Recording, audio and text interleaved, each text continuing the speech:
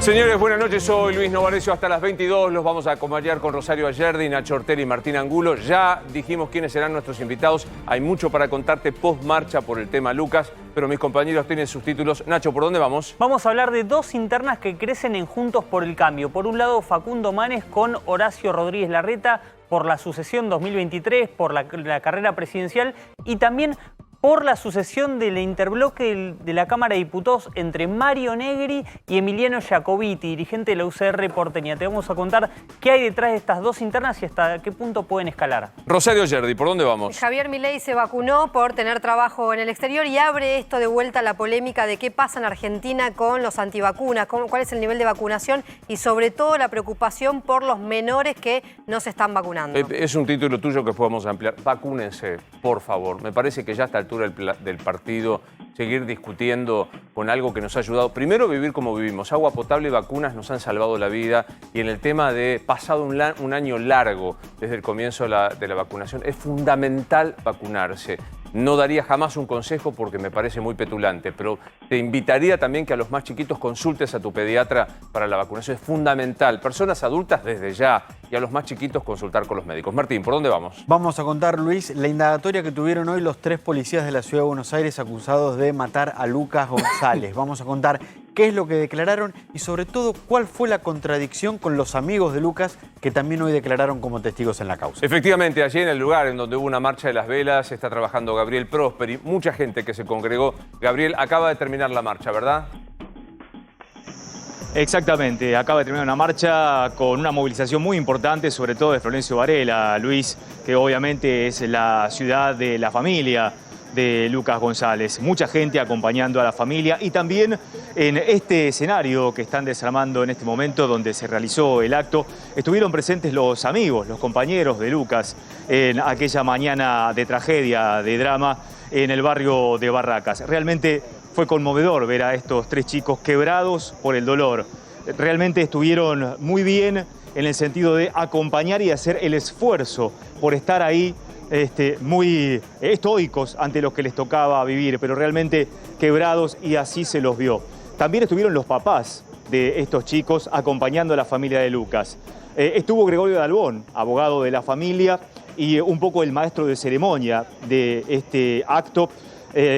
Una y otra vez Dalbón se ocupó de despolitizar el acto. Permanentemente hizo hincapié en que él está aquí para defender a una víctima, un cliente, como lo haría con cualquier víctima, y se puso en el lugar de esos padres. Esos padres podríamos ser nosotros. Permanentemente, reitero, tratando de despolitizar su actitud, su acción en favor de la familia y pidiendo, en todo caso, que actúe con celeridad la justicia, porque dice, el caso ya está absolutamente cerrado.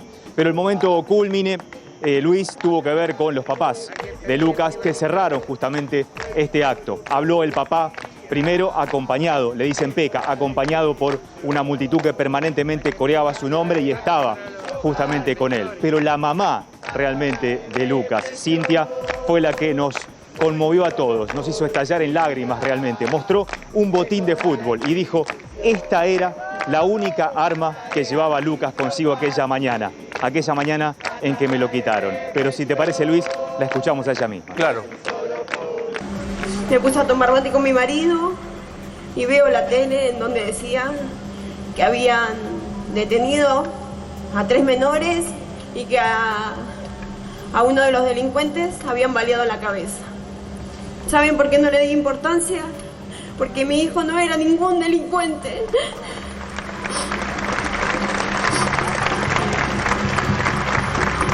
Mi hijo solo era una criatura, era un bebé de 17 años que todavía dormía conmigo. Él dormía conmigo, ¿saben? Yo le preparaba la ropa para ir a entrenar. Yo lo llevaba a la escuela, yo lo llevaba a entrenar. Yo lo llevaba a jugar. Lo único que quería él era soñar. Soñaba con llegar a primera y me decía, ya te voy a comprar una casa, Cintia, me decía. Él me iba a buscar a la parada cuando venía de trabajar. Ustedes saben lo difícil que es entrar en mi casa y buscarlo por todos lados y no encontrarlo. Todos los sueños que tenía mi hijo desde los 4 años que empezó a jugar al fútbol. todos los cumpleaños, todas las cosas que se perdió con el fútbol, porque él amaba jugar al fútbol. Él el sábado tendría que haber estado en una fiesta de 15, que quedó en casa su camisa porque él quería una camisa para ir al cumpleaños. Y yo lo tuve que estar velando a mi hijo. Ayer lo tuve que enterrar a mi hijo. Era un bebé todavía. Tremendo, realmente, el testimonio, Gabriel, de la mamá que conmovió a todos allí. Se congregó mucha gente, muy pacíficamente, y que incluso trató de bajar el tono de darle politización que algunos pretendían en el lugar, Gabriel, ¿no? No, eso fue una constante en el testimonio de cada uno de los que subieron a este escenario. Realmente la gente, como te decía Luis, apoyando a la familia permanentemente. Un abrazo mancomunado entre las 2.000, 2.500 personas que se congregaron aquí para la familia. No solamente de Lucas, sino también para el resto de los chicos que estuvieron aquí presentes. Como te decía, quebrados por el dolor, se los veía allí mismos. Y el hermanito chiquito de 8 años de Lucas también. En un momento se tuvo que sentar en el escenario porque ya no soportaba estar parado. También partía el alma ver a un chiquito de 8 años justamente al lado de su mamá, de su papá, teniendo que llorar a su hermano. Un hermano al que despidieron hace muy pocas horas, recordemos que fue el sepelio de Lucas. Sin embargo, esta familia está con la entereza que les da la justicia que vienen a reclamar y, por supuesto, con el abrazo, como decía, de toda esta gente que se congregó. Pacíficamente se está yendo la gente de aquí, de la Plaza Lavalle. Por supuesto, hay cánticos en contra de la policía y denunciando la violencia institucional, por cierto, porque es un reclamo de muchos grupos sociales y que ahora tienen eco justamente mediáticamente a partir de este lamentable caso. Pero ha sido un acto prolijo, de muchísima sensibilidad y que está terminando sin incidentes. Déjame preguntarle a Martín Angulo, Gabriel, porque finalmente se conoció a través de la investigación de Martín. ¿Qué dijeron los policías en la indagatoria? Varios hechos importantes. El primero, 2 de los 3 policías reconocieron que dispararon. José Nievas y Fabián López dijeron que fueron los que dispararon contra el auto en el que estaba Lucas y sus amigos. ¿Cuál fue la versión que los 3 policías dieron? Los 3 hoy declararon ante el juez Martín del Viso, se negaron a contestar preguntas, pero dieron su versión de los hechos. Contaron que estaban en la zona de Barracas, cerca de la Villa 21-24, haciendo tareas de inteligencia, un trabajo de campo ordenado por una fiscalía de la Ciudad de Buenos Aires en una causa de drogas. Que vieron el auto en el que se trasladaban Lucas y sus 3 amigos en una actitud sospechosa vinculada al narcotráfico. No dieron mayores explicaciones de esto y tampoco le pudieron preguntar ni el juez ni los fiscales qué era una actitud sospechosa vinculada al narcotráfico porque se negaron a contestar preguntas, pero dijeron que a partir de esa actitud se bajaron del auto. Ellos cuentan que se identificaron como policías, que tenían los chalecos que los identificaban como policías y que hicieron sonar la sirena que tenían en el auto y que en ese momento quien manejaba el auto arrancó, pisó a uno de los policías y que los otros 2 le dispararon. Nievas dice, comencé a disparar, y López cuenta que al escuchar disparos, él también disparó su arma. En ningún momento hablaron de que vieron en el auto una pistola, algún arma que tuvieran Lucas o sus amigos, porque de hecho se encontró en el auto en el que iban un arma de juguete, una réplica. Ellos nunca hicieron referencia a que desde el auto vieron un arma. Y uno de los policías hace referencia a Lucas. Dice, quien acompañaba al conductor en un momento hace un movimiento de manos que me asustó. ¿Qué tipo de movimiento de manos? No se sabe porque de vuelta no aceptaron contestar preguntas y esta fue la única versión que dieron de los hechos. De vuelta, 2 de ellos, Nievas y López, reconocieron que dispararon contra el auto en el que iban Lucas. ¿Tenían el mismo calibre de arma? Sí, los 3 tenían pistolas 9 milímetros. Por lo cual va a ser muy difícil, no sé, determinar de qué pistola nació. Seguramente. Las dos, son 2 balas en el cráneo que recibe Lucas, sí, ¿no? Uno en el cráneo y otro rozó el cráneo. Y después están las balas que dieron en el auto y una vaina servida que quedó en la calle. Hoy también declararon los amigos de Lucas. De esas 3 declaraciones no se conoce mucho, por el momento prefieren reservarla, no solo porque son víctimas, sino que porque seguramente de esas declaraciones pueden surgir medidas de prueba, pero sí los 3 amigos dijeron que la policía en ningún momento se identificó, que no tenían chalecos identificatorios, ni que tampoco tenían la sirena, que es lo que los 3 policías sí dijeron.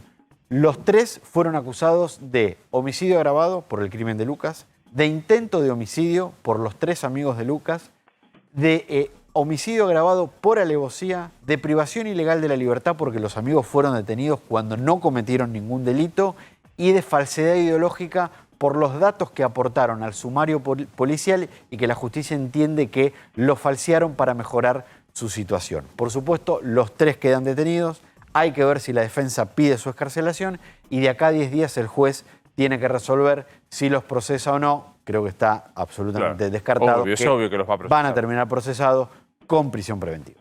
Gabriel, ¿algo más desde el lugar allí en la Plaza de Tribunales? Para agregar un detalle judicial que declaró hace minutos nada más Gregorio Dalbón, va a pedir la destitución del juez que envió en primera instancia a los 3 chicos a un reformatorio, a un instituto de menores, justamente por considerarlos delincuentes, como le había dicho la policía en un primer momento. Dalbón va a ir por este juez. Gracias, Gabriel, ya volvemos. Está sentado en nuestros estudios Lucas Romero, analista político. ¿Qué haces, Lucas? ¿Cómo estás? ¿Qué tal? Buenas noches, comandante. Viste que parece que la elección fue hace 2 años, prácticamente. Sí. Aparte se esperaban cambios, cartas de Cristina y demás, no pasó nada. ¿No pasa nada o cambió algo para no cambiar nada? ¿Qué primer diagnóstico haces? Bueno, este ha sido un gobierno al que le ha costado tomar decisiones, ¿no?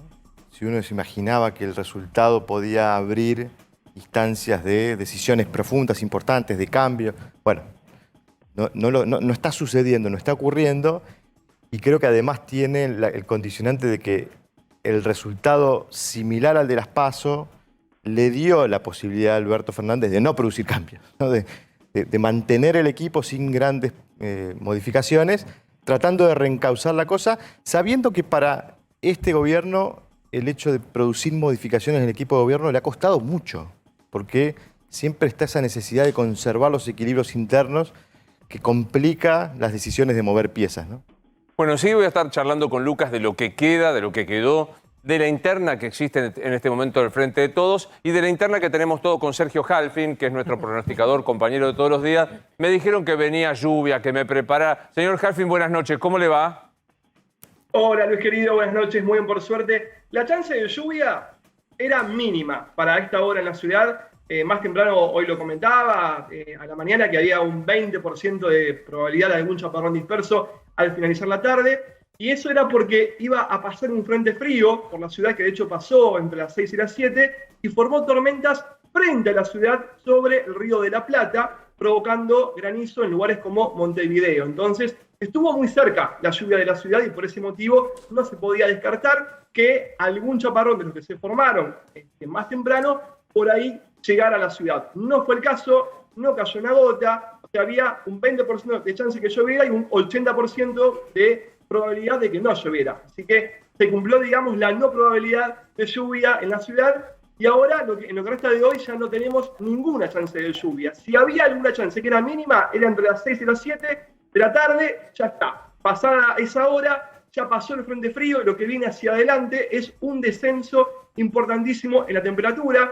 Ha bajado casi 9 grados ya el valor respecto de la máxima el día de hoy, que hay que decir, hemos quedado a unas décimas de grado nada más del récord que se alcanzó el 15 de noviembre del año 1985, que fue el valor de 36 grados, 7, el valor más alto para noviembre en la ciudad. Hoy estuvo en 36 grados 4 décimas, o sea, estuvimos a unas décimas nada más, a 3 décimas de grado de superar ese récord que se alcanzó hace 36 años, siempre hablando de valores mensuales para el mes de noviembre. Así que, mirando hacia adelante, no se esperan lluvias en lo que resta de hoy. Será una noche ventosa, viento del sur con ráfagas, y mañana la mínima, anoten, porque va a estar en 15 grados en la ciudad.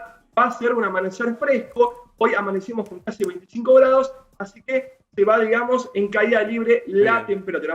Mañana la máxima 26 grados, donde sí no hay dudas, los pronósticos, digamos, convergen hacia lo siguiente, es que el jueves sí va a llover en la ciudad entre la mañana y la noche. Gran parte del día tendremos lluvias en la ciudad. Es decir, que mañana baja bastante la temperatura, 15 de máximo, 15 de mínima, 26 de máxima, y después sostenemos una semana calurosa o más o menos, Sergio. Variable. El miércoles vuelve a subir a una máxima de 30 grados, ¿sí? Para comenzar a desmejorar en la noche del miércoles. Va a estar cruzando por la ciudad un sistema de mal tiempo el jueves, con lluvias durante gran parte del día. Ahí vuelve a bajar, ¿sí? La máxima 25 grados el jueves, vuelve a subir a 30 el viernes y se queda en 28, 29 de máxima. Bien. Para sábado y domingo. Esos son valores normales para fin de noviembre. Hablar de 28 grados es un valor más que normal. Lo que no era normal son los valores que tuvimos tanto ayer como hoy, por encima de 35 grados. Por suerte, fue un evento de calor extremo que duró tan solo 48 horas. Muy bien, le agradezco mucho, Halfin. Estoy impactado de su fondo de pantalla que tiene, que es usted mismo moviendo la cabeza con unos segundos de delay. Me da como una cosa medio extraterrestre. Estás vos atrás también ahí. Sí, estamos atrás. Tal cual, está la tele, digamos, con un fondo, digamos, difuminado para que se pueda observar mi cara, ¿no? O sea, claro. Y no la tele. Da medio Matrix, le voy a decir una cosa así, pero bueno. Totalmente. ¿No? Sí. Una cosa así, que no me... viene a ser como nuestro Keanu Reeves. Le mando un gran abrazo, Halfin, ¿eh? Abrazo, Luis, a vos y a todo el equipo. Ahí está, y de Keanu Reeves me voy al Clint Eastwood de esta. No sé por qué me tengo este día así. Será el feriado que me por este lado, porque es el maestro Ernesto Arriaga de la Central de Tránsito. Vuelta a casa de mucha gente que se fue. Mirá lo que es el tránsito. Ernesto, ¿cómo le va? Buenas noches. Hola, Luisito, ¿cómo estás? Un gusto estar con vos también, que hoy empezamos de temprano con los chicos de la 24. Muy temprano, muchos choques, muchos muertos, muy triste. Ahora, mirá lo que es el tránsito, Novarecio. A ver. Es intenso. El termómetro es el peaje San Borombón, mano a cava. Hay 2.100 vehículos por hora, Luis. Sí. Mucho. Se movieron casi 4 millones de turistas por todo el país. Ergo, estás hablando de 1,5 millones, 2 millones de vehículos para transportar entre micros y personas. Y en estos momentos hay demoras en la zona de Dolores, la gente que salió después de las 6 de la tarde de la costa atlántica para empalmar la 2, los que vienen de Mar del Plata. Y también hay bastante tránsito, lo que estamos viendo, fíjate que es una autopista que está en buenas condiciones, la de Aubasa, pero va despacito. Pero por suerte no hay gente que estamos viendo que no va por la banquina. Eso es muy importante, ¿no? Que la gente aprenda. Veo Ernesto, un tránsito muy, muy denso, pero por suerte que marcha a paso, me atrevo a decir, 30, 40 kilómetros por hora, en una jornada otra vez muy difícil, Ernesto, que fue a la altura de Chascomús con este accidente con 5 víctimas fatales. Y lo voy a reiterar porque es increíble, insisto, como discutimos las vacunas, discutimos el cinturón de seguridad. Entiendo que los tripulantes del auto no llevaban cinturón de seguridad, ¿verdad? Exactamente, Luis. Vos y yo en estos momentos somos referentes. Vos de chiquito y yo de 50 años de lo vial. Hermano, chicos, iban 5 en auto. Fíjate que el auto está bien el auto, pero murieron los 5 porque lo despidió por el aire y fallecieron los 5. Fíjate que el auto, si tuviese el cinturón de seguridad, yo soy perito accidentólogo, no está mal ese auto. Pero ¿por qué fallecen? Porque los expulsó el auto por estar con el cinturón de seguridad.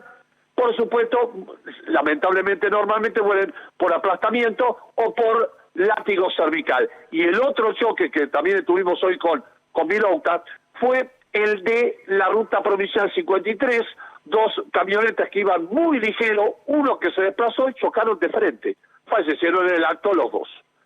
Entonces, ¿qué nos queda? Sí. Nos queda vos como referente muy importante y yo también en el tránsito. Chicos, pónganse el cinturón. Sin duda. Hasta 90, donde dice 60. Y atrás también, Ernesto, hay que usarlo. Digamos, primero que la capacidad del auto es que la que determina la cantidad de seguridad, de cinturones de seguridad que tiene el vehículo. Y atrás hay que ponerse el cinturón de seguridad y ponerlo, cruzarlo, no dejarlo como si fuera una faja porque puede generar consecuencias. Ni quiero recordar de un caso que todos conocemos que tenía simplemente el cinturón en la parte baja. Así que a ponerse el cinturón y a cuidarse e ir con calma a lo que están volviendo. Ernesto, gracias por estar ahí, ¿eh?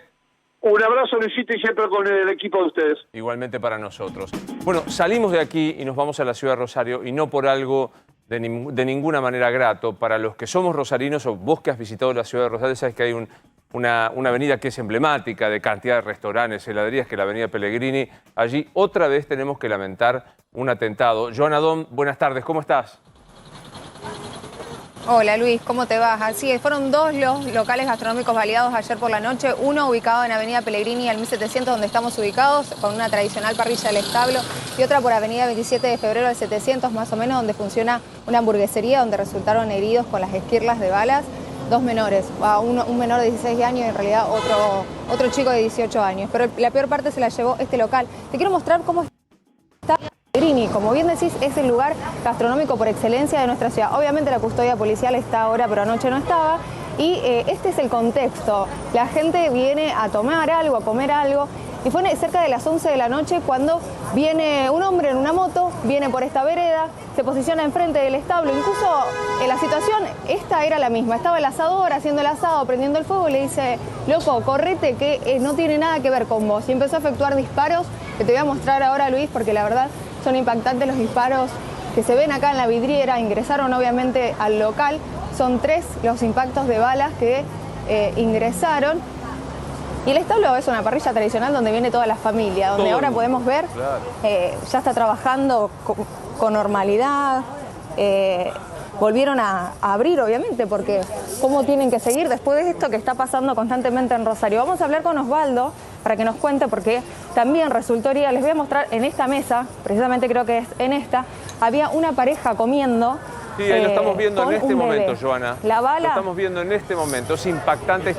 Ahora tenemos la imagen de la mesa vacía, que vos hacías referencia, pero hace un instante veíamos el cómo se arrojan de la mesa un señor y una criatura que estamos viendo, y también ahí está, mirá, ahí lo estamos viendo para repetirlo. Fíjate que hay un chiquito y un señor que salen corriendo, y toda la gente que se tira bajo las mesas, evidentemente ante el impacto. Ahí el valor del mozo que trata de ver qué es lo que está sucediendo y ocurre en ese lugar. Mientras estamos hablando, me avisan que se produjo en este momento una balacera con heridos en zona sur, en Necochea y Ameguino. Un joven de 17 años está grave en el Hospital Clemente Álvarez con disparos en el abdomen y en las piernas y quedó internado, Joana. Digo, mientras estamos contando esto, se reporta una nueva agresión a un chico de 17 años. Totalmente, Luis, no damos abasto con todas las balaceras diarias. Lo que impacta por ahí del establo es que es una parrilla tradicional y que en realidad está en pleno centro de Rosario. Nosotros venimos cubriendo balaceras que pasan constantemente, pero en la periferia. Nunca se había sucedido, menos un domingo, feriado a las 11 de la noche. Venimos en un contexto de distintas estaciones de servicio baleadas, de escuelas baleadas antes de las elecciones y ahora también 2 locales gastronómicos. Estamos con Osvaldo acá. Osvaldo, preguntarte simplemente por qué crees que pasó esto. Hola Luis, buenas noches. Hola, buenas noches. Espero que estés bien, nos conocemos bastante. Hace mucho tiempo, fui muchas veces allí, conozco mucho el trabajo de ustedes, imagino la angustia que tienen en este momento. Sí, Luisito, la verdad que sí, estamos consternados. Que te vale en un lugar de trabajo es muy feo, y más cuando vos a lo único que te dedicás es a trabajar. Eso es lo que realmente pasa. Ahora, que pase gendarmería por la puerta, que pasen los móviles de la policía, todo, ya pasó. Esto pasó anoche, había 100 o más comensales acá. No pasó una desgracia porque, bueno, Dios fue grande, digámoslo así. Ahora, pensemos esto porque la verdad es que las imágenes son tremendas. ¿Fue un intento de robo común y corriente o sospechan otra cosa de lo que ocurrió allí? No. Esto es terrorismo puro, Luis. Esto es terrorismo puro. Nosotros no tenemos ningún problema con nadie. Sabés que mi negocio es una empresa familiar. Está mi familia acá adentro. Mi familia y mi familia de trabajadores, porque es mi familia. Yo vivo más con ellos que con mi propia familia. Y que nos pase esto, este loco vino a tirar tiro a la puerta de mi negocio. No sé por qué. No hubo ninguna amenaza previa. Nada, en absoluto. Impresionante, Osvaldo. La verdad que ojalá sienta desde acá el abrazo que le mandamos. Tenemos una ciudad, y digo porque me siento absolutamente rosarino, una ciudad hermosa de laburo, con gente como usted y como tantos otros que le pone garra y una ausencia de dirigencia que sea capaz de dar una respuesta a esto. Nos quedamos allí con Joana, Osvaldo, y gracias por estar con nosotros. No, un abrazo grande, Luis, y que estés bien, que andes bien. Y bueno, si venís por acá te esperamos cuando guste. Prometo que voy. Esta es tu casa, ¿verdad? Prometo que voy, lo sé, muchas gracias. Dale. Y gracias a Joana. ¿Te queda algo más por decir, Joana, en el lugar? No, Luis, simplemente informar que había uno de los mozos resultó herido, pero fue el único que resultó herido, pero a las 2 de la mañana ya estaba finalmente con el alta médica. Obviamente un susto para muchas familias que, como ven en el video, tuvieron que tirarse al piso. Y ahora, obviamente, toda la avenida Pellegrini custodiada con gendarmería. Sí, ahora. Vos y yo sabemos lo que duele, lo que cuesta contar estas historias de Rosario, con lo linda que es y con lo que la queremos. Pero bueno, lamentablemente son cosas que pasan y pasan todo el tiempo. Es impactante y ya los despido con esto. Nuestro colega de Rosario, Daniel Amoroso, de Canal 3 de Rosario, me dice: esta tarde 3 balaceras más en distintos barrios. 2 hace minutos. En una casa, 17 disparos tiraron los delincuentes. La verdad que es... Yo insisto, no pasaron las elecciones, ya está, ya saben, Lewandowski es senador, Carolina Lozada es senador. Parece que es hora de que el gobernador Perotti, que sigo creyendo no está a la altura de la cosa extraordinaria que sucede. Digamos, habría que hacer, yo trasladaría, si fuera, por supuesto que no lo seré nunca por el bien del país, pero si fuera ministro de Seguridad de la Nación, me traslado a Rosario un mes a tratar de hacer esto. Pero bueno, la cara de Osvaldo lo dice todo, que es un laburante, un tipo que le pone garra. No hay una respuesta. Claro. No hay un detenido, Luis. Detrás de todas estas balaceras de las estaciones de servicio, de las escuelas, no hay una sola persona detenida. No saben quién está detrás. Total. Con todo el personal de gendarmería que tenemos acá en la ciudad. Gracias, Joana, y gracias, Osvaldo. Otra vez ya vamos a volver a la ciudad de Rosario. Muy amables. Me voy a sentar a charlar con Lucas Romero. No, me parece que el tema de la seguridad diferencia la economía, que es otro de las deudas. No hay como nadie técnicamente que afronte este tema sin el chiquitaje político. Si es Ramos Mejía, se lo tiro por la cabeza a Axel. Si es Lucas, se lo tiro por la cabeza a Rodríguez Larreta. ¿Qué sentís de esto? Sí, coincido. Igual en este caso me parece que es un tema que tiene un agravante, ¿no? Porque la presencia del narcotráfico detrás, con las consecuencias que vimos que genera el narcotráfico en otros estados, estamos viendo situaciones en México tremendamente preocupantes para un sistema político, para un proceso democrático. Me parece que sí, no hay un consenso de todas las fuerzas políticas para enfrentar este flagelo, particularmente el de Rosario, que probablemente esté muy vinculado con el narcotráfico. Bueno, podemos empezar a tener situaciones como las que se ven habitualmente en México, ¿no? Con cadáveres expuestos en público. Ya hemos hablado después de la elección. Hoy decía Sergio Berni, fue una derrota clara lo que sucedió. El gobierno trató de maquillarla con... hay algunos que pierden ganando, nosotros ganamos perdiendo. ¿Pasó algo? ¿Hay alguna conmoción en el tablero del gobierno?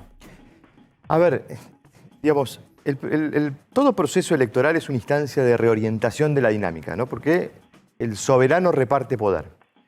Y reparte de dos formas poder. Uno es instrumental, otorga recursos. En ese plano, creo que, digamos, cuando uno mira lo que el resultado produjo, pareciera que el resultado no produjo grandes cambios.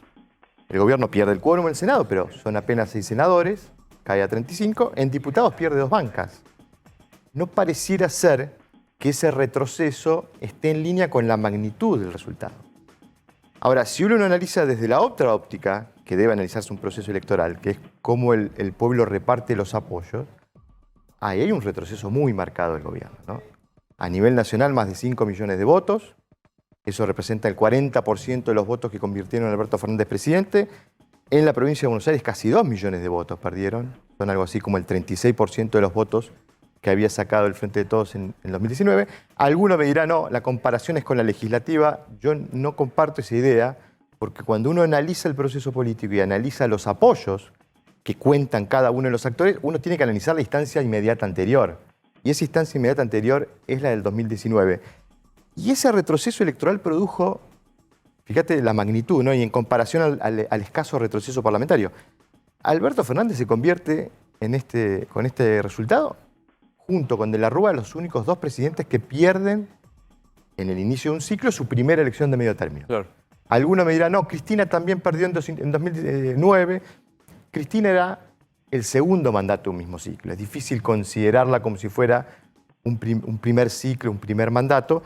Y además, si uno hace la contabilidad un poco, digamos, ajustada a realmente los alineamientos políticos, hasta incluso quizás uno le cuenta que Cristina esa elección de 2009 la ganó porque había una oposición muy fragmentada.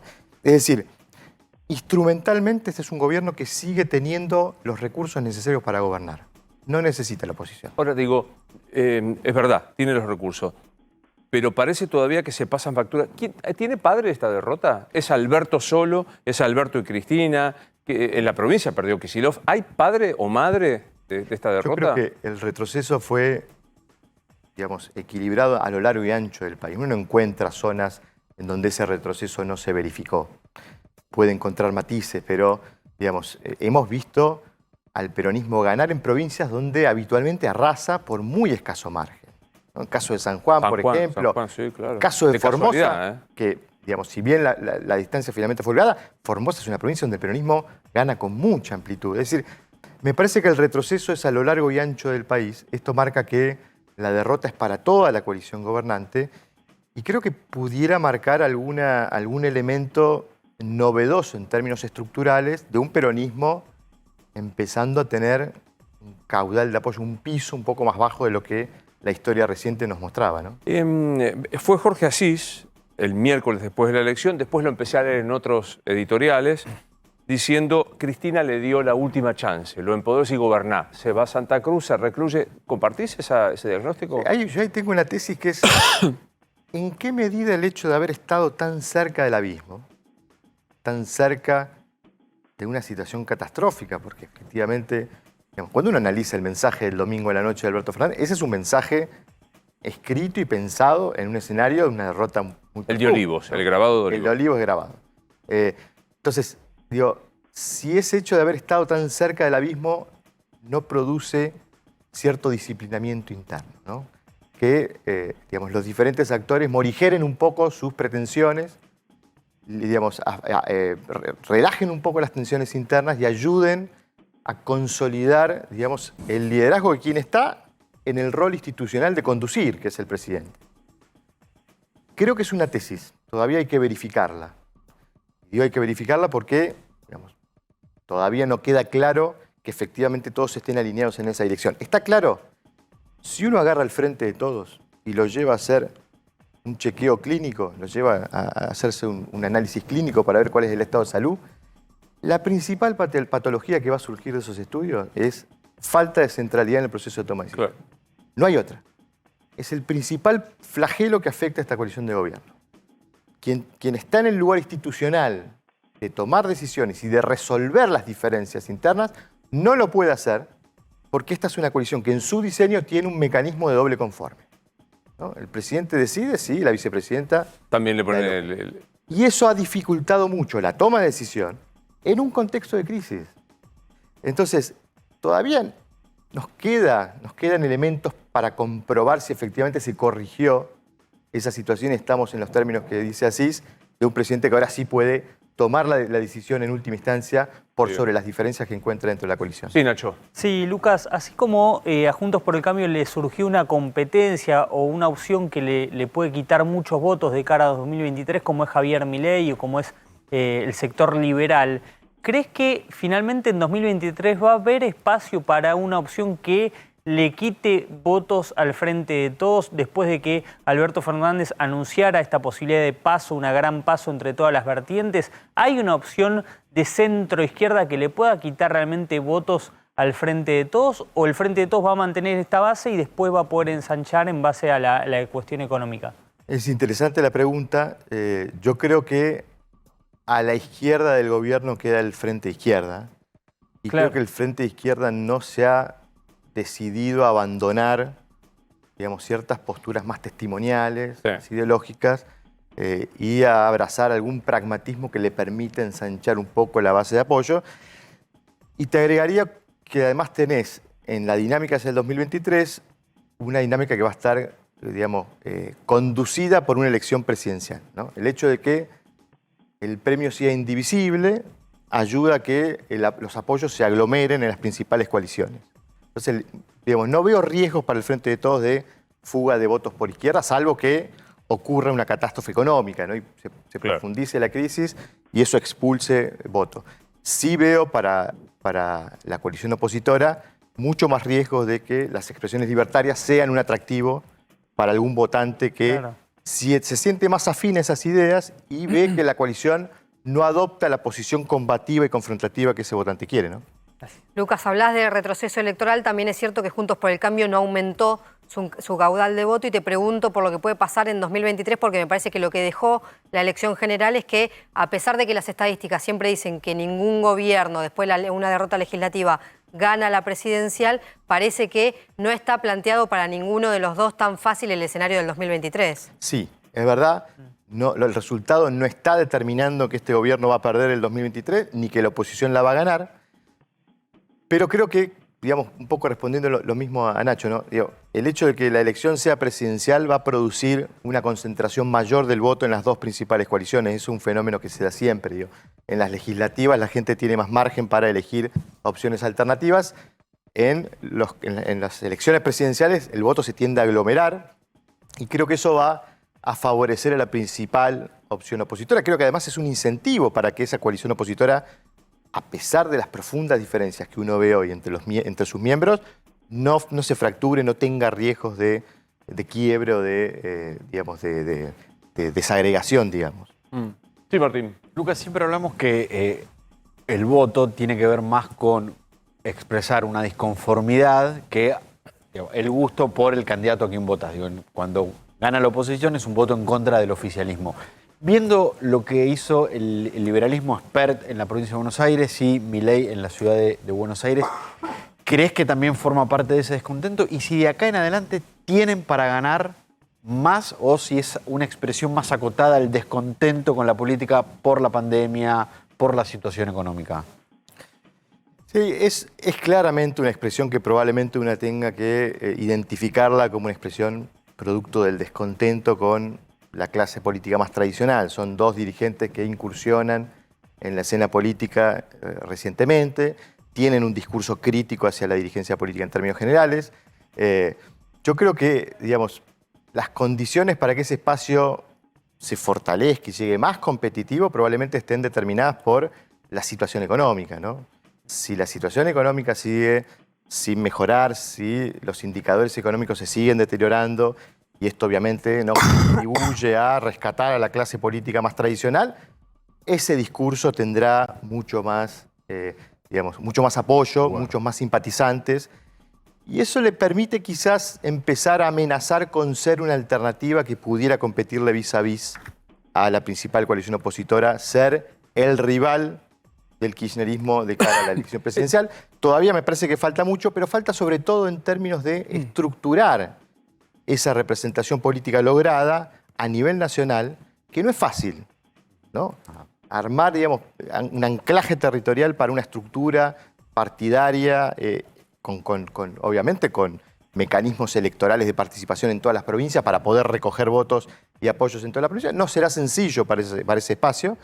Y habrá que ver, digamos, también cómo ellos mismos se manejan de manera conjunta, porque ya Esper y Milei no muestran mucha sintonía en muchos temas. Bueno, hoy mismo, de aquí en el programa de Viviana, Milei dijo no sería jamás el ministro de Economía de Esper, porque me parece que es interesante el planteo que hace Martín respecto de si se está bolsonarizando el continente. Fíjate lo que pasa en Chile. Quiero saludarle a Isidora Bello, que es una colega que está trabajando allí. El 30% es, y me vas a corregir, Isidora, agradeciéndote esta charla, es para la derecha más derecha de Chile. Buenas noches, ¿cómo estás? Muy buenas noches. Claro, sin duda unas elecciones que dejaron una enseñanza también a los distintos conglomerados que sin duda, como tú bien dices, está orientada a este tercio, a este más de 30% de la derecha, y hablamos, o de la extrema derecha, y hablamos no solamente en las presidenciales, porque ahí no se llegó a ese porcentaje de votación, pero sí hablamos en términos generales, por ejemplo, de lo que pasó en la conformación del Congreso, tanto de las dos cámaras, la Cámara de Diputados y la Cámara de Senadores. Un importante grupo también de parlamentarios, de diputados, fueron elegidos, por ejemplo, del Partido Republicano, que es el partido de José Antonio Kast, uno de los candidatos que pasó a la segunda vuelta, que se va a disputar el próximo 19 de noviembre y que obtuvo 27,9% de los votos. Isidora, contame lo más pedagógicamente que puedas, ¿quién es el señor Kast? ¿Cuánto es de reivindicador de la dictadura de Pinochet? ¿Cuánto de sus posiciones adversas a movimientos progresistas? ¿Quién es él? Me la pusiste difícil. Mira, el perfil de José Antonio Kast, él fue diputado de la Unión Demócrata Independiente, la UDI, un partido bastante conservador en nuestro país, que recoge, por ejemplo, mucho de la extrema derecha, del catolicismo, del Opus Dei y de otras corrientes. Él es mucho más radical incluso que este partido político, y ahí es cuando funda este partido republicano.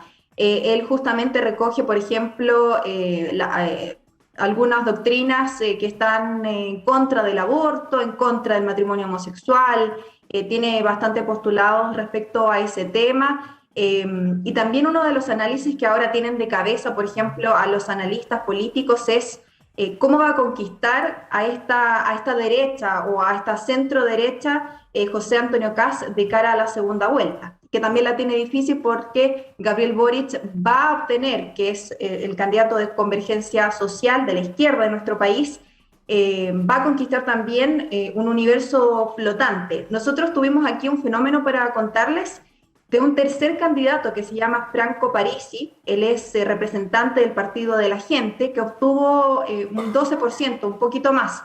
800.000 votos fue lo que obtuvo él, y para contarles en resumen, él no estuvo en nuestro país, nunca pisó Chile durante estas elecciones. De hecho, él vive en Alabama, en Estados Unidos, y un fenómeno bastante que ahora estamos todos realmente tratando de entender qué pasó, por qué este candidato saca el tercer lugar. Lo leí diciendo, haciendo incluso ostentación de vivir en el sur de los Estados Unidos, diciendo acá están mucho más seguros mis hijos, estudio yo aquí, etcétera, etcétera, y sin embargo saca esta cantidad de votos. Y mi pregunta, Isidora, es, los que quedaron afuera del balotaje, ¿vos crees que van a poder ordenar a su electorado para que voten por alguna de las dos opciones o el chileno medio optará por su propia decisión?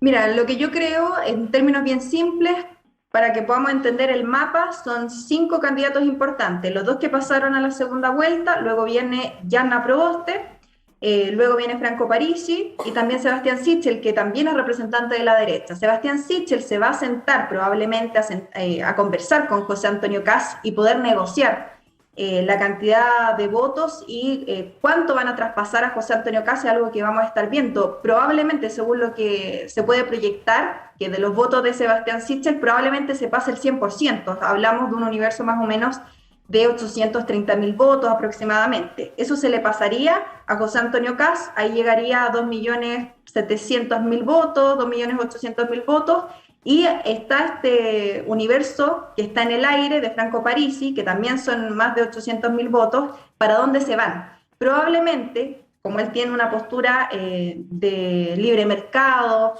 comulga mucho con la derecha en eso, y en otros temas con la izquierda, lo más probable es que más o menos se divida este porcentaje de votantes, pero que también logre capturar José Antonio Kast gran parte de los votos de Parisi. Ahí es cuando uno entra a analizar y que estamos todos obviamente tratando de poder proyectar esto. Si Gabriel Boric va a poder recibir o no los votos de la izquierda, por ejemplo, de Yanna Proboste.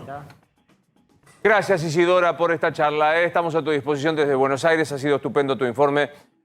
Muchas gracias. Hoy el embajador Bielsa conversó con Reinaldo Sietecase sobre esta situación y la verdad que sorprendieron algunas de sus definiciones. Un resumen eran estos.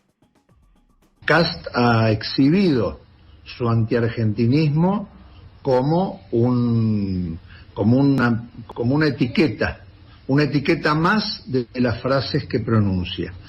Entonces, desde decirnos que hemos robado históricamente territorio y que nos tenemos que dejar de robarle territorio a Chile, hasta todo tipo de expresión xenófoba, teniendo a la Argentina como objetivo, yo las tengo perfectamente registradas, archivadas, leídas, estudiadas. Además, él tiene asesores que permanentemente agitan en páginas web, etcétera, este tipo de reivindicaciones, básicamente de naturaleza territorial y con mucha hostilidad respecto al peronismo. Bueno, Rosario, esto generó también una movida dentro del gobierno. Sí, generó una movida dentro del gobierno y también del gobierno chileno, porque el gobierno chileno inmediatamente salió a repudiar estas declaraciones diciendo que era una intromisión inaceptable a los asuntos internos de Chile. Rafael Bielsa habló con Santiago Cafiero, el canciller, le dijo que en realidad sus declaraciones fueron sacadas de contexto, que él lo que hizo era describir las opiniones de Katz, y Santiago Cafiero también se tuvo que comunicar hoy a la tarde con el ministro de Relaciones Exteriores de Chile, que es Andrés Al-Yamad, y le dijo que la Argentina está dispuesta a trabajar con el gobierno que resulte ganador una vez que finalice el proceso electoral, que no tiene inconvenientes con ningún partido político y van a continuar las relaciones bilaterales. El canciller argentino entonces se comunicó con el ministro de Relaciones Exteriores después de estas declaraciones de Rafael Bielsa, que el gobierno trata de decir que fueron personales y que no tienen nada que ver con la postura del gobierno. Es imposible, ¿no? O sea, el embajador es el representante del presidente. Sí. No es ni siquiera, por eso cuando interviene en el caso de Juan Esguala, sí. Este era, digamos, que lo haga un cónsul que es un encargado administrativo, pase, pero que lo haga el embajador. Digamos, hay política, tomando caso Chile, hay política de relaciones exteriores de este gobierno. Nicaragua durante todo el tiempo no es dictadura, después algo tibio, Cuba, Venezuela, ISIS. ¿Cuál es la política de este gobierno? Sí, creo que en el caso de Bielsa tenemos el agravante que además él fue canciller. Claro. Digo, tiene la experiencia de haber ocupado el cargo más alto de conducción de la política exterior. Toda política exterior tiene que estar ajustada a los intereses estratégicos del Estado y debe estar desaprendida, digamos, de las percepciones particulares que puedan tener los funcionarios en función de su pertenencia política. Me parece que este es un error, digamos, de diplomacia básico, ¿no? De no reconocer cuál es el rol que cumplen los diplomáticos defendiendo los intereses del país en el resto de los países y de opinar en el medio de un proceso electoral de un país tan afecto a nuestros intereses y a nuestras relaciones, porque es un país vecino en última instancia, ¿no? ¿Vos ves un riesgo de derechización de la Argentina? Chile es muy interesante. Chile tiene algunos elementos, algunos cambios de diseño institucional en estos últimos años interesantes para analizar para los politólogos, ¿no? Ellos vienen sufriendo un proceso de desapego de la gente a la participación electoral muy preocupante. El nivel de participación electoral en esta elección presidencial fue inferior al 50%. Solo para poner la comparación, los argentinos fuimos a votar hace 10 días atrás, el 68% de los que están empadronados fue y eligió un partido político. Acá apenas el 47% eligió alguna de las opciones que había entre las ofertas presidenciales. Y es además un sistema que produjo un cambio en su régimen electoral. Ellos tenían un régimen binominal que tenía un sesgo mayoritario y favorecía la concentración en grandes coaliciones, en grandes partidos. Incorporó una representación más proporcional y eso afectó mucho el sistema de partidos. Se está descomponiendo el sistema de partidos, obviamente también por dificultades que tiene la democracia chilena para dar respuesta, ¿no? Tenemos una sociedad muy desigualitaria y con profundos, digamos, necesidades en algunos sectores sociales. Ahora, me interesa remarcar algo de Chile. Los partidos políticos son esenciales al funcionamiento de las democracias y cumplen 3 roles esenciales. Uno es uno que todos reconocemos, ¿no? La capacidad de canalizar demandas, ¿no? Los partidos políticos recogen las demandas ciudadanas y las incorporan en el debate político institucional. En segundo lugar, ordenan las preferencias, nos ayudan a ordenarnos. Cuando uno tiene que decidir a dónde dirigir su apoyo, bueno, cuando el sistema está configurado, uno sabe qué representa cada uno de los partidos. Esa es la función de ordenamiento de preferencia. La que creo que siempre está más subestimada, y es una función muy importante de los partidos políticos, que es la promoción de dirigentes. Los partidos políticos son organizaciones que en su interior promueven dirigentes que van a ocupar lugares protagónicos en términos institucionales. Entonces, la organización es la que le aplica filtros a esa promoción y llegan los mejores. Hay un proceso natural de selección y artificial de selección de los mejores para que sean los mejores los que ocupen esos lugares. Cuando desaparecen los partidos, aparecen figuras que irrumpen mediáticamente, logran cautivar la atención de la gente, logran generar apoyo electoral y llegan a lugares relevantes de decisión sin haber tenido instancias de control, de auditoría de quiénes son esos personajes, ¿no? Y eso después termina generando, digamos, desviaciones en los procesos políticos preocupantes, ¿no? Y aparecen figuras que irrumpen y que sin apoyo político para sostener sus programas terminan desviando la conducción de la cosa hacia cualquier lado, ¿no? Sí, Nacho. Sí, Lucas, ¿en cuánto influye estas incongruencias en la agenda internacional en el voto? Vos como consultor, como especialista en encuestas, ¿influye o no influye? ¿Es una agenda más mediática? El gobierno ha tenido varias de estas durante estos 2 años. Esta particularmente, que un embajador da una posición tan dura y que la Cancillería o la máxima figura que es de los embajadores aquí en Argentina, que es la Cancillería, filtra declaraciones en off, pero no toma una posición totalmente opuesta a la que dice el embajador, que es el emisario, el enviado en ese país. ¿Tiene algún impacto o es solo una agenda nuestra? Son temas muy lejanos a la opinión pública en términos generales, ¿no? Claro. Y eso probablemente no produzcan impactos significativos. Sí es cierto que, digamos, desinteligencias de este tipo sí contribuyen a que haya una percepción de, bueno, pareciera que en el gobierno no están todos de acuerdo, hay opiniones distintas, no se ponen de acuerdo hacia dónde ir. Alimenta un poco esa idea, pero en términos, digamos, de opinión pública, siempre los temas de política exterior son temas lejanos al común de la gente, ¿no? Porque aparte son lejanos porque no tienen elementos para poder tener una opinión formada sobre lo que se discute, ¿no? Probablemente no muchos argentinos tengan en claro lo que está pasando en Nicaragua. Ahora, eso no quita que la Argentina tenga que tener una definición desde su política exterior para lo que es el Estado argentino, de cómo pararse frente a esa problemática, ¿no? De eso se trata la política exterior.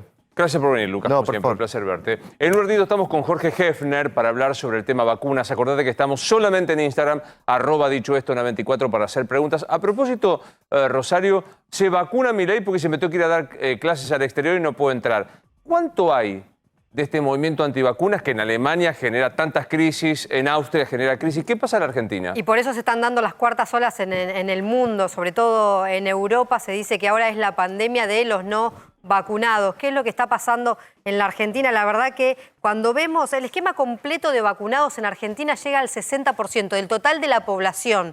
Estamos hablando, con una dosis el 78,5%. Esto hace pensar que no hay un gran movimiento antivacunas en la Argentina, sobre todo si miramos a los mayores de 50 años. ¿Por qué es importante? Porque son los grupos de mayor riesgo, los que sí tienen que estar vacunados. Ahí el nivel de vacunación llega al 93,8%. Es un nivel muy alto para lo que se ve en el resto del mundo. Lo que se ve, sí, por ahora, que hay alguna reticencia es en los menores de 11 años. La mayor resistencia está ahí porque el 46,1% recién inició su esquema de vacunación. Es verdad que están siendo inscriptos y que falta todavía vacunarse, pero allí se encuentra. Las provincias más lentas en vacunarse por ahora, a pesar de que hay 85 millones de vacunas en la Argentina, Misiones, Salta y Chaco, que están llegando al 50% de la población, y el objetivo del Gobierno Nacional es que se llegue al 70% de la vacunación, de la vacunación plena de la población. Yo te confieso que me pongo fundamentalista con el tema de la vacuna. Está Jorge Hefner ya sentado en la movida. ¿Qué tal, Jorge? ¿Cómo estás? ¿Cómo andas, Luis? ¿Qué tal? Bien? ¿Cómo están? No sé si está bien. Yo creo que nunca está bueno ser fundamentalista. Yo digo, hay que vacunarse. Todavía surgen dudas. Me sorprende que haya dudas con lo genial que fue para nosotros ser testigos de cómo la ciencia pudo abordar el tema, ¿no? Así es. Yo creo que hasta nosotros, los propios inmunólogos, estamos sorprendidos por la efectividad de las vacunas, por la seguridad de las vacunas, en un momento que al día de hoy el 53% de toda la población mundial, con mucha inequidad, pero está vacunada y ha mostrado ser segura y ha mostrado ser efectiva. Y hay ciertos temas, Luis, que no están planteados en la Argentina y deberían estar planteados frente a la preocupación de lo que ocurre en Europa. ¿Por ejemplo? Bueno, el problema de la vacunación obligatoria, por lo menos para ciertos sectores. Claro. Sector de salud, que me involucra, sector de docencia, primaria, secundaria, universitaria, etcétera. Es decir, o planteamos esa discusión o planteamos la discusión de vacunación obligatoria para toda la población adulta. Hoy sale un reporte del CDC en Estados Unidos. Frente a la Delta, que sabemos que es mucho más complicada y más contagiosa, ¿cuánto te protegen las vacunas? Cualquiera sea. Básicamente dan 2 parámetros. Frente a lo que es posibilidad de morir, estás 14 veces más protegido. 14. 14 veces. No, ni una, ni dos, ni tres. 14 veces. Si no estás vacunado, tenés 14 veces más chance de perecer. En cuanto a la posibilidad de contraer la infección, es menos. Es 5 veces. Pero bueno, también es una protección importante. Con esos 2 parámetros, con el 52% de la población mundial, no tenemos que esperar nosotros a que llegue el reflejo de Europa. Estoy de acuerdo. Porque ahora, decime que no hay personal médico que no se quiere vacunar? Digamos que hay personal médico tremendamente minoritario. En lo que yo conozco son casos absolutamente aislados. Hay pero médicos aislados. antivacunas, un porcentaje muy chiquito, pero hay médicos antivacunas. Hay algunos mediáticos. Hay algunos mediáticos también. Mediáticos, Jorge, sí. Y no me los conozco, che. No los nombremos porque le estamos haciendo... No. Digo, que es como viste, que un abogado sea anti Código Civil. ¿Qué sé yo? No sé, no lo entiendo. Fundamentando en qué un médico no se vacuna. Fundamentando... Bueno, el problema es, vamos a hacer esa pregunta, no hay un fundamento real. Pues yo tengo que encontrar una razón real. Claro. Hablo, si vos me decís una vacuna donde hay 2 millones de personas vacunadas, estamos llegando a los 5.000 millones de personas vacunadas, la efectividad es tremenda, la inmunogenicidad es tremenda, ahora estamos con las dosis de refuerzo, que también andan muy bien. Entonces, ¿cuál es el fundamento? No. Qué sé yo, en un sentido parecería ser tipo los terraplenistas, que vos ves en la cápsula espacial, ves la Tierra redonda y seguís insistiendo. No, aparte digo, teníamos de los que se les pegaban los tenedores. ¿Te acordás que te pedimos hasta videos de eso en YouTube, daban vuelta? Pero uno, de los que, No, que uno cree que justamente los médicos son los primeros que se vacunan y los primeros en por decir, eso digo, hay que vacunarse. claro. Digo, por eso... La enorme mayoría, Sí, claro. la enorme mayoría está con esta posición. Incluso yo he hablado con directores de hospitales que ya per se están planteando, o sea, hay alguien que no se quiere vacunar, no puede ejercer porque es un riesgo importante para el paciente. Digo, siempre caemos en lo mismo, pero cada vez que te veo sé que avanzan los estudios. Porque esto ha sido también la cosa pintoresca, se decía, se cree que la inmunidad es de tanto tiempo, porque era el estudio que había. Se cree que el lapso, digo, a hoy, ¿qué es lo que más aprendimos o qué cosa nueva aparece del coronavirus? Que yo pensaba que ya iba a estar como una cosa crónica y por lo que veo en Europa no está pasando. Mira, sabemos primero que las vacunas son tremendamente seguras y efectivas. Primer punto importante. Todas las que están y todas las que usamos en Argentina cumplen los mismos parámetros. Te paso una digresión y seguís.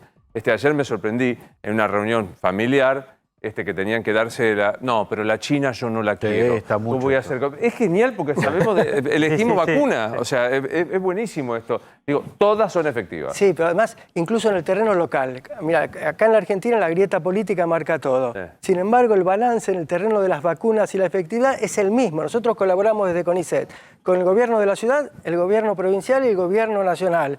Las conclusiones, los papers, los trabajos científicos que publicaron parecen cifras copiadas, no son copiadas porque reflejan distintas poblaciones, pero la efectividad es la misma y es enorme. Esa es la primera conclusión. Sí. Pero también, en cuanto a cuánto perdura la inmunidad, sabemos que perdura. Vos tenés el sistema completo durante 6, 7, 8 meses, básicamente perdura. Luego empieza a decaer un poco, pero poco. Es decir, no es verdad que al año no tenés protección. Pero sí empezás, por eso la política... Interesante estoy diciendo. Hasta 8 meses es alto, después decae, pero no es que te quedaste sin nada. Decae básicamente frente a lo que es infección leve y sintomática moderada. Frente a lo que es infección más fuerte, recién a los 10, 11 meses empezamos a ver una caída. Y entonces pasa lo que advertimos antes, tenemos que darnos dosis de refuerzo. Eso te iba a preguntar, la tercera dosis, yo te iba a preguntar, ¿por qué se demora tanto? La respuesta me la acabas de dar diciendo que no es que a los 6 meses se termina el efecto, por eso vos la podés dilatar un poco más. Sí, podés dilatarlo un poquito más. A los 6 lo que ves es que caen los niveles de anticuerpos, pero sabemos que la caída de anticuerpos nos acompaña de una pérdida de efectividad. Ahora, a los 8, 9, 10 meses sí vemos una caída sustantiva, entonces ahí tenemos que dar un refuerzo. Y Luis, hay otras cosas que no sabemos, que también es importante. Por ejemplo, Europa está sorprendida, Europa tiene equipos de salud importantes, está sorprendida por el alcance de esta nueva ola. Francia dice, nos atravesó como un rayo esto. Hoy justo vengo de charlar con un científico francés. Y ellos tienen, en la población blanco de ellos, que es mayor de 12 años, 88% de cobertura. Y sin embargo, en el último mes se cuadruplicó el número. Y ellos tienen restricciones, ¿eh? Si vos no mostrás el celular, no podés entrar. No podés. Acá tenemos que empezar a discutir Yo ese estoy tipo totalmente de de acuerdo con eso. Por más que me digan facho y que cuántas cosas más. Una vez más la van a decir. Claro, ya está, no te rías tampoco, está de mi lado. Ahora me siento para que conversemos con todo esto. Triple salto mortal. Finalmente Randazzo, rasguñando, llegó a ser diputado nacional. Alcanzó en el escrutinio definitivo los votos que parecía que no tenían las primarias, y Florencio Randazzo a partir del 10 de diciembre va a ser diputado de la Nación. Terminó hoy el escrutinio definitivo en la provincia de Buenos Aires y en ese reconteo de votos Florencio Randazzo alcanzó el 3% del padrón, que son poco más de 386.000 votos, que son los que se requieren para empezar a ingresar a la Cámara de Diputados de la Nación. Esto lo logró porque se abrieron cerca de 1.000 urnas a partir de discusiones que se dieron en este escrutinio definitivo, y con ese recuento Randazzo va a ser diputado de la Nación. ¿A manos de quién gana Randazzo? ¿Qué partido pierde un diputado? El partido de José Luis Espert, que en las PASO metía 3 diputados. Con este recuento y con este reacomodo de las bancas se queda fuera Hugo Bontempo, que es el presidente de la UCD en la provincia de Buenos Aires, que iba tercero en la lista, que estaba entrando. Ahora hay un cambio, sale Bontempo y a partir del 10 de diciembre entra Florencio Randazzo. En principio veremos con quién, en monobloque, solo, a la Cámara de Diputados. Y a Espert queda Píparo. Y Píparo, Espert exactamente. Píparo. Son los dos que los entran dos. por ese lado. Bien. Bueno, lo que también es interesante es que ahora quieren poner un límite horario a las sesiones en la Cámara de Diputados. ¿Lo propone Cambiemos? Sí, lo propone Cambiemos, pero se está debatiendo en todos los partidos políticos, en todos los bloques. Este es un proyecto que presentó Dolores Martínez, una diputada de la Unión Cívica Radical, vinculada a Emiliano Jacobiti, presidente de la UCR porteña, y tiene que ver con terminar, Luis, con esta locura de las sesiones maratónicas. Una sesión que arranca un día a las 12 del mediodía y termina al día siguiente a las 10 de la mañana. Se debate durante toda la madrugada, se cambian artículos, la gente está durmiendo, no se entera. Le cambian la esencia muchas veces del proyecto, y entonces dijeron, bueno, hay que poner un límite. ¿Esto qué quiere decir? ¿Que no se va a debatir más los proyectos? No, que si prospera la idea, que obviamente apoyan muchos diputados de Juntos por el Cambio, pero también varios del Frente de Todos, obviamente va a requerir un consenso importante para sacar una ley de esta magnitud, va a implicar que, por ejemplo, termine a la medianoche, se debata desde que arranca la sesión hasta la medianoche. Si a la medianoche agarra en un momento de tensión y quieren seguir debatiendo, se puede prorrogar, pueden pedir una prórroga, se tiene que votar obviamente con 2/3 partes de esta prórroga como para que dar una explicación, una justificación de que es necesario continuar. Pero lo que plantean es justamente transparentar que no se reste calidad legislativa. La diputada que presenta el proyecto dice, resta calidad legislativa. Este es un tema que tiene que hacerse, cada proyecto de ley tiene que hacerse de cara a la sociedad, y obviamente a lo largo de estos años, Luis, se han debatido muchísimas leyes muy importantes y que han tenido cambios significativos a la madrugada. Algunas muy emblemáticas, ¿te acordás? Reforma judicial, episodios dantescos de diputados tirándose con botellazos. Hay muchas veces diputados que se quedan dormidos, cansados, se quedan dormidos. Pobre. Sí, otros que se retiran en medio de la sesión. No sé si estoy de acuerdo o no. Digamos, veo pro y veo frente de todo. Pro y contra. ¿Cuál es el pro? El pro, que me parece que es una cosa de razonabilidad, que también uno pueda asistir a una sesión en horario diurno. Normal, claro. El contra es que hay muchas veces que la calentura de la sesión, vos la enfriás con eso. Claro, el freno... Si están cansados, que laburen. Claro. Da tiempo para negociar cuando no terminaste de negociar, para acordar más voluntades. O el quórum, ¿no? Más veces por semana. Claro, que en vez de ser solo los miércoles, sesionen 2 veces por semana, 3 veces por semana. El tema del quórum, porque vos terminás una sesión a la medianoche, la reanudás al día siguiente y al día siguiente te faltan un par. Claro. Por eso. No, aparte digo, me parece que están cansados. Sesionan una vez a la semana con suerte. Claro. ¿Cuántas sesiones hubo este año? Muy pocas. Muy poquitas. No, bueno, qué sé yo, no sé si estoy a favor o en contra. O sea, te abstendrías. En principio estoy en contra. Que se sesione como se tiene que sesionar. Que siga todo igual. En principio. Pero estoy dispuesto a cambiar de opinión. Depende de lo que negocies, el diputado Novarecio negocia. Sí, soy monobloque. Entonces estoy viendo a ver qué se consigue. Bueno, me voy a sentar para que todos charlemos con Jorge. Acá me escribe Federico Fiorilli, que es un gran médico de la Ciudad de Rosario de la salud pública, que la pasaron recontra mal, y te pregunta esto: personas que tuvieron COVID, ¿por qué darles refuerzo si se cree que la inmunidad es más alta? COVID más esquema completo. Bueno, esa es una discusión que está planteada, por ejemplo, en el exterior. Hay países, incluso cuando vos mirás esta página que todos consultamos, Nuestro Mundo en Datos, ellos consideran vacunación completa a la persona que tuvo COVID con una sola dosis, ya consideran que es vacunación completa. Es decir, la inquietud es correcta en el sentido de que la infección actúa como una primer superdosis. Total. Y eso te permitiría ahorrar dosis. Ahora tenemos que ver hasta cuándo dura la inmunidad. ¿Vos tuviste COVID? No. No. Nacho y vos son de los que estamos acá, los dos que no tuvieron. Yo no tuve. Rosario, Martín y yo tuvimos.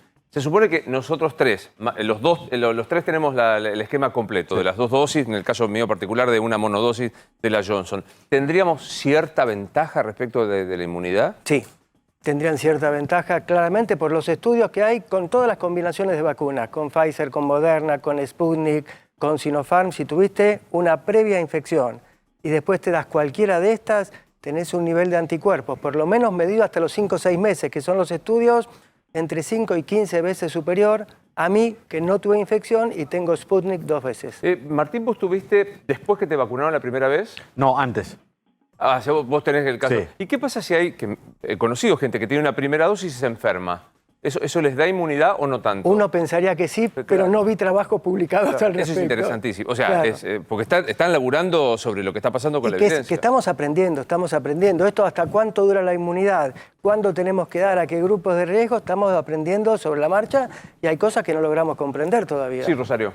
Hay gente que no dudó en vacunarse cuando le tocó la vacunación, pero que tienen hijos entre 3, 4 y 5 años que no los quieren vacunar todavía. Me parece que también hubo ahí un problema con la Asociación de Pediatría, que al principio pidió más pruebas y demás, pero ¿qué se les dice ahora? Mira, yo creo que hubo un problema comunicacional, errores comunicacionales al principio, pero luego ya tenemos, creo que hay el 50% de la población entre 3 y 11 años ha recibido la vacuna y los datos que hay en el Ministerio de Salud de la Nación, que donde van todos, es que es absolutamente segura, es decir, no hubo efectos colaterales severos. Entonces, la recomendación es vacunar, que es una recomendación que están empezando a tomar todo. Bueno, Pfizer en Estados Unidos se está vacunando a partir de los 5 años en los propios colegios.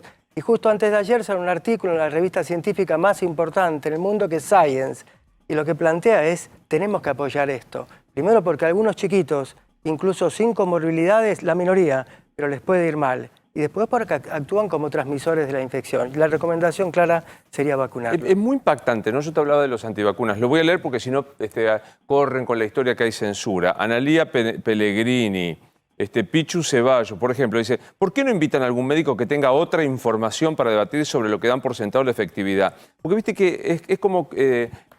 se duda de que ustedes son tantos a favor de los laboratorios y que yo cuantas cosas más y que hay otros médicos a los que se les acalla la voz que las vacunas no son efectivas. No sé cómo contarlo a esto. Pero qué sé yo, digamos, hay veces que vos tenés diferencias políticas entre las grandes potencias no nacionales, China, Rusia, Estados Unidos, Europa Occidental, digamos, en todo el arco de gobiernos rescatan la misma información, no hay estudio clínico que demuestre otra cosa. Claro. Ningún problema en debatir con quien tenga otra opinión, digamos, pero no sé de dónde sacan los datos para mantenerla, porque no hay publicaciones científicas que digan las vacunas no sirven, o se está mintiendo, no existen. Sí. Entonces van a ser ideas, bueno, yo opino que... Sí, el amimeparecismo es fantástico, ¿no? Claro, o sea, claro, no hay trabajos, claro. Realmente no es que haya interesante esto que decís políticamente, naciones enfrentadas políticamente. Absolutamente. O diametralmente. Absolutamente. Estados Unidos, Rusia y China, que piensan los tres bien distintos, están no solo promoviendo, sino fabricándolas. Absolutamente. Sí, Nacho. Sí, Jorge, en estos meses de estudios y de comprobaciones científicas, ¿qué cosas han llamado más la atención de ustedes teniendo en cuenta la falta de un antecedente previo con el COVID? Esta es la primera experiencia con el COVID. Respecto a las vacunas, respecto a la combinación vacuna con haber padecido la enfermedad. En relación a la efectividad de las vacunas, no hay duda. Todavía tenemos alguna duda de cuándo decae la efectividad. Sabemos que decae, pero ¿cuánto decae el año? Y bueno, la verdad que ¿Nunca te vacunaste? Se empezó...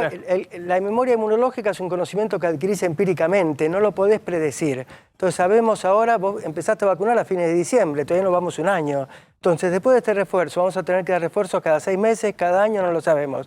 Pero hay otras cosas que no sabemos. No sabemos bien predecir la dinámica de las curvas. Vos fijate, en Europa Occidental hay un impacto tremendo. Y vos fijate las diferencias que hay. Ahora hay un gran pico en Alemania, pero Reino Unido hace 4 meses está con ese pico. Y ahí sí podemos interpretar algo. Reino Unido liberó todo. absolutamente todo. Entonces la gente no usa barbijo ni en subte, ni en los cines, ni en ningún lado. Reino Unido no hizo ninguna traba en lo que es el pasajes internacionales, entre la India, que lo hablamos lo hablamos en su momento.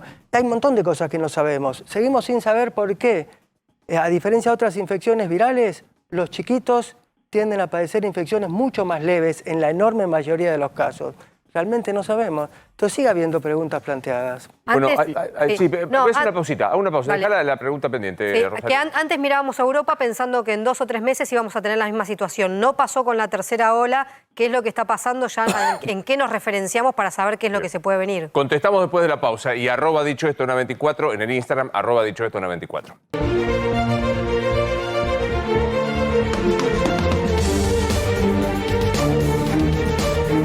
Estamos hablando con Jorge Hefner, que es investigador del CONICET. Hay montonazos, pero montonazos de preguntas realmente. ¿Por qué la OMS no aprueba el Sputnik? Te pregunta la doctora Elida Rodríguez. Yo creo que hay razones geopolíticas de atrás. No creo que sean razones que tengan que ver con la calidad de la vacuna, porque tenés millones y millones de personas vacunadas, que les ha ido muy bien en seguridad y en eficacia. La combinación de vacunas. Me di Johnson en el exterior y me aconsejan que me ponga cualquiera en la Argentina, dice Martín Coro. El asunto es, si vos tenés la de Johnson, luego de 6 meses podés darte un refuerzo. Y en ese refuerzo se ha elegido por vacunas adenovirales o por Moderna o por Pfizer. No se ha elegido la opción de dar un refuerzo con Sinopharm en Argentina, Claro. porque es un poquito menos inmunogénica tomada como refuerzo. ¿Y AstraZeneca? Porque acá se da... Sí, Oxford AstraZeneca, CanSino, cualquiera de las Sputnik, cualquiera de los adenovirus o los que son RNA mensajero, que son Moderna o Pfizer. Moderna Pfizer, No, ahí está. no virus inactivados. Bueno, acá tenemos de la Sputnik otra vez. Tengo las 2 dosis de la rusa y me llegó el mensaje para darme una tercera dosis. ¿Qué hago? Tengo 61 años. Que vaya. Sí, absolutamente. Ana, sí, que vaya. La idea es que para marzo o abril todas las personas adultas tengan una tercera dosis incorporada. Para marzo o abril del año que viene, antes que llegue el frío. Claro. Escuchar a los médicos... ¿qué otros? Bueno, insisten con el tema de los antivacunas, que yo tuve COVID y 3 dosis, Sinopharm y AstraZeneca. ¿Tengo posibilidad de contagiarme? Bueno, pues es una buena pregunta. ¿Aún el que tuvo COVID, que tuvo la vacuna, puede contagiarse? Sí, puede. Claro. Tiene mucha menos chance, mucha, pero no está blindado absolutamente. Rosario, habías dejado pendiente una pregunta. Sí, ¿a dónde miramos ahora? Porque al principio de la pandemia mirábamos a Europa y sabíamos que en 2 o 3 meses podíamos tener el mismo escenario. La tercera ola que llegó a Europa no llegó a la Argentina y ahora vemos que está teniendo una cuarta ola. ¿Qué es lo que puede pasar a Argentina? Yo miraría muy seriamente lo que está pasando en Europa. Si vos ves incluso ya en América Latina, vos tomás el caso de Chile, en los últimos 2 meses Chile cuadruplicó el número de casos y Argentina, después de 19 semanas de descenso ininterrumpido, comenzó una leve pendiente ascendente, y eso que estamos en pleno verano. Entonces yo creo que hay que prepararnos para un escenario que se nos va a complicar. Y eso implica 2 o 3 cosas. Eso implica los cuidados, que los tenemos muy descuidados incluso comunicacionalmente, extender la campaña de vacunación, que viene bien, pero vos arriba de 65 años tenés 700.000 personas que aún no recibieron una dosis. Tiene que ver con un país con alto nivel de pobreza también. Y el tercer punto que charlamos antes con Luis, es poner sobre la mesa, antes de un ascenso importante, ciertos temas. Claro. Al personal de salud, ¿se le va a exigir o no que esté vacunado? A los que son docentes, ¿sí o no? ¿O vamos a discutir vacunación obligatoria para todos? Yo la verdad que hoy por hoy, yo estaría...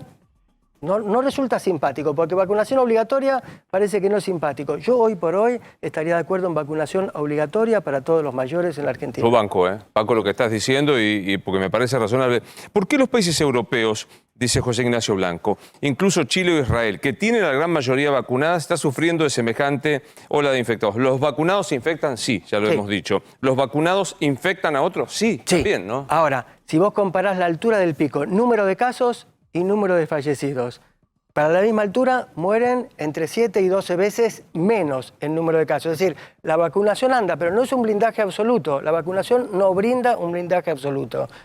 Hablaba Jorge antes que ves hay algunos descuidos en los cuidados. ¿Qué es lo que más ves que no se está cumpliendo y que te preocupa más? Bueno, qué sé yo salgo de Facultad de Medicina, vas a un bar, el bar está con las puertas cerradas, todas las mesas ocupadas, no se pide ningún carnet de vacunación, etcétera, y ves personas muy mayores en el bar. ¿Sí? ¿Qué personas están falleciendo aún estando vacunadas? Y personas arriba de 65, 70 años que tienen cierto nivel de comorbilidades. Todo eso no se está controlando. Será antipático, pero una cancha de fútbol al 100%, viendo lo que pasa en Europa, no. Entonces, ahora, todo eso está permitido por las autoridades. Absolutamente. Y yo disiento con eso. Claro. Disiento habilitar boliches para 1.000 o 4.000 personas en lugares donde no hay ventilación cruzada. No es el momento para eso. Es decir, en un sentido, yo no sé si fueron los tiempos electorales, la idea que la pandemia ya pasó. Sí. Europa nos demuestra que la pandemia no pasó. No pasó. Y entonces, ¿a qué miramos? Que era tu pregunta. Yo miraría con mucha preocupación lo que pasa en Europa. Claro. Acá fíjate que Elena Ovieta, otra infectóloga muy querida, dice, también hay que insistir con los cuidados, más testear. Yo veo que no hay casi testeo. O sea, no sé cuál es el índice de testeo diario que tenemos. Muy bajo, muy bajo, muy bajo. Porque ya aprendí, y corregime, lo aprendí con vos. Testeo, aislamiento y trazabilidad es una cosa... Absolutamente. Viste que bueno soy nosotros en Facultad de Medicina estábamos haciendo normalmente 1.000, 1.800 testeos y ahora nos llegan 300, 350 testeos. Es decir, estamos testeando poco. Hay que testear mucho más. ¿Para qué? Para aislar a todos aquellos que den positivo por ese tríptico de cuestiones que vos recién mencionás, Luis. Voy a hacer una pregunta de burro, de no saber nada del tema. Pensando que el que está vacunado se puede contagiar, más levemente probablemente, ¿no habrá más índices de ¿cómo se llaman? Asintomáticos. Sí, no estamos seguros. Ahora, el nivel de positividad, las planillas son de 100. Vos testeás 100 sintomáticos. El nivel de positividad que estamos detectando hoy por hoy realmente es bajo. Si vos agarrás gente con fiebre, que se siente mal, vómito, diarrea, etcétera, y estamos en un 3, 4, 5% de positividad. Es decir que no nos estamos comiendo una ola que está por abajo y no la pesquisamos por bajo testeo. Pero bueno, sería muy importante que se testee más para aislar a todo el mundo. Me di las 2 Sputnik y también la Johnson & Johnson. ¿Qué hago con la tercera dosis? Acá, Pañes, ¿no? Me atrevo a decir primero consulta al médico propio, pero digo, absolutamente. Como recomendación general... Bueno, pero ya tiene la dosis esa de refuerzo, la tiene. En general se espera 6 meses, se da la dosis de refuerzo y veremos en el tiempo cuándo habrá que dar otra segunda dosis, otra tercera dosis. Susana, ¿sirve para algo dosarse los anticuerpos? No sirve directamente. Eso porque hay una pandemia de dosar anticuerpos. ¿Por qué? Porque no tenemos un umbral. No tenemos un umbral de protección. Que me dio tan alto. O sea, me fui contento a mi casa. El asunto es así. Hay varios estudios que demuestran, básicamente de Estados Unidos y Reino Unido, que gente vacunada, que tiene altos, bajos y medios, y la verdad que los niveles de infección son bastante similares. Siempre es mejor tener altos, pero si vos tenés bajos, igualmente estás protegido porque hay una respuesta de memoria. Y también en los infectados. Hay un estudio clásico y demuestran 300 personas y 300 personas, personal de salud. Sí. Algunos seroconvirtieron, produjeron anticuerpos y otros no. La tasa de reinfección es muy similar. Es decir, los anticuerpos son muy importantes, pero lo que vos detectás en sangre no es lo que está en pulmón protegiendo. Entiendo perfectamente. Me lo meto en el... No. Siempre es mejor tener, porque eso implica... porque si vos tenés altos niveles de anticuerpos, implica no solamente que tenés una alta respuesta mediada por linfocitos B, sino también por linfocitos T, que todo el sistema se puso en marcha. Es una garantía en ese sentido. No entendí nada, pero me encantó lo que me acaba de decir. Sí, Nacho. Sí, Jorge, hablábamos de la tercera, cuarta ola en otros lados. ¿En qué momento crees que las autoridades sanitarias actuales argentinas tendrían que tomar alguna decisión? Decir, bueno, dejamos de abrir y empezamos a tomar medidas. ¿En cuestión de contagiados o cuestión de muertes por día? ¿Qué número tienen que mirar? Y el número que se está mirando, en general, se le presta atención a todos los números, es el número de internados. Las camas de terapia intensiva. Camas de terapia intensiva e internados, es decir, que son cuadros complicados, con problemas de saturación de oxígeno, ese. Pero yo te insisto, el asunto es prevenir. Claro. Porque una vez que vos agarrás una pendiente, ya está esparcido demasiado y cuesta mucho. Yo cuando hablaba con un colega francés hoy, entonces él abría la aplicación del celular, me mostraba 88-87% de gente vacunada. Él estaba habilitado porque estaba vacunado, tiene la misma aplicación. Y sin embargo, aún con todas esas medidas restrictivas, les cuesta frenar. Entonces, por eso hay que poner en debate otro tipo de cuestiones, vacunación obligatoria o por lo menos para ciertos sectores. Docencia, personal de salud, eso ya lo tendríamos que estar encarando. Pero mirá que me quedo sorprendido lo que me apunta nuestro productor Gonzalo Prado. Hoy se hicieron 14.494 testeos en todo el país. Nada. Nada. O sea, Muy hablaban de 500.000 que eran necesarios. Lo máximo que llegamos que fueron 300.000. 100.000, un poquito más de 100.000. 115.000. 14.000 se hicieron hoy. O sea, que esto es bajar también los cuidados. O sea, como decía, bajar las distancias, bajar los espacios ventilados, bajar los testeos. Es como invitar al virus a que ingrese, ¿no? Y además la Argentina no tiene algo tan particular para pensar que lo que está pasando en el hemisferio norte nos llegue después al hemisferio sur. Bueno, acá también, ¿cómo nos ven, che? El doctor Aldo Barsanti dice, insisten, cuidados y testeos son fundamentales. Otra pregunta. Yo acepté la combinación de vacunas Sputnik y Moderna. Tengo 61 años. Soy docente. ¿Tengo que pedir tercera dosis? Ella, al cabo de los 6 meses tiene que pedir tercera dosis. Claro. Lo van a convocar teóricamente en forma automática. Sí, Martín. En un momento aprendimos mucho también, además de vacunas de variantes, la sudafricana, la Manaus, la Delta. En los últimos tiempos se dejó de escuchar de eso. ¿No hubo más variantes en el mundo? ¿Aparecieron y no fueron tan masivas como otras? No aparecieron variantes que la OMS clasifica como preocupación. Hay una variante que está en estudio, que es la variante Delta Plus, que surgió en Reino Unido, que es más contagiosa que la Delta, que era mucho más contagiosa, pero parece que no se asocia a casos de más gravedad. Bueno, pero seguimos atentos, porque habiendo un sector del planeta que no está vacunado, si mañana hay una ola importante, es un caldo de cultivo para que surjan nuevas variantes. Te despido muy cortito, se lo preguntaba a Fernando Pollack, que a veces se ríe cuando se le hago esta pregunta. Digo, ¿la inventaron los chinos para dominar el mundo? ¿Hay alguna hipótesis así conspirativa de que esto fue un invento de no sé quién para...? No parecería ser, porque vos fijate lo que charlamos en el intervalo, 20 años atrás hubo otra epidemia, 10 años atrás por coronavirus, MERS, SARS-CoV-1, ahora SARS-CoV-2, y el problema es que vamos a tener nuevas pandemias. Por eso es muy importante apostar a la producción. Vamos a tener, Luis. Terminala. Terminala. Debate donde estamos a tener nuevas pandemias. No, basta. El problema es cuándo, pero vamos a tener seguro y por eso es muy importante que la Argentina produzca sus propias vacunas. Me gusta verte. De verdad aprendo un montón viéndote. Gracias. A mí también venir acá. Muchas gracias por la invitación. Pequeña última pausa.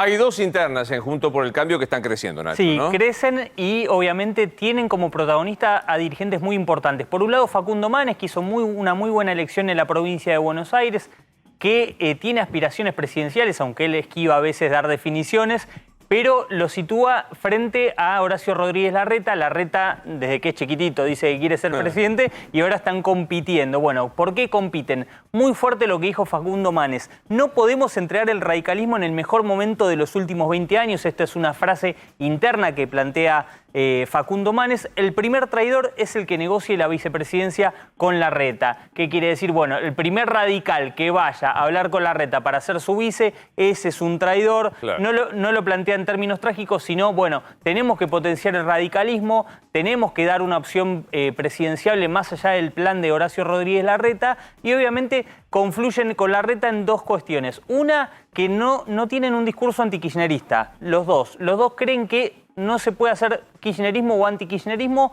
y esa es una buena... un buen punto de encuentro, pero obviamente va a ser candidato Facundo Manes, quiere ser candidato Horacio Rodríguez Larreta. Y la otra que veíamos la foto de la otra interna, ¿no? Negri y Jacobiti, que me parece que empieza a ser ahora más masivamente conocido. Claro, Jacobiti le dice, bueno, Negri, vos ya estuviste 6 años al frente del Interbloque y del Bloque Radical, ahora queremos discutir nosotros. Los números están muy parejos, más o menos tienen 20 diputados cada uno como para pelear la jefatura de bloque, pero se mete ahí también lo que es la coalición cívica. En el interbloque, el interbloque en diputados, vos sabés que opina el PRO, opina la coalición cívica, y salió Juan Manuel López, que es dirigente de Lilita Carrió, a decir, nosotros apoyamos a Negri. Jacobiti dice, estamos sumando masa crítica, otros dirigentes que hasta el momento no tenían representación y que ahora quieren dar el paso con nosotros. Así que está muy tensa la cosa también en Juntos por el Cambio. Muchas gracias a la gente de Royas. Estoy feliz de vestir Royas, a Salón Berlín, que es nuestra barbería, y a Fernanda Tosi, que se ocupa de nuestra estética. Muchas gracias a Tosi. Han estado muy bien hoy, ¿eh? Bueno, vos mejor. Gracias. Ahí está, me gusta que respondan así. Nos vemos mañana.